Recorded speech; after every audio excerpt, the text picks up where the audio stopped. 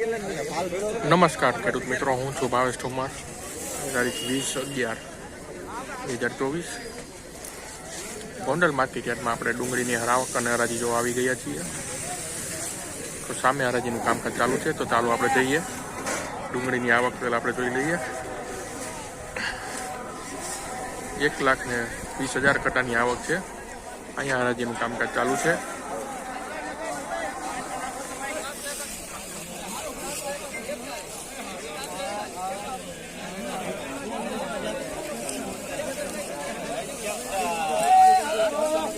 રાજુભાઈ આવી ગયા.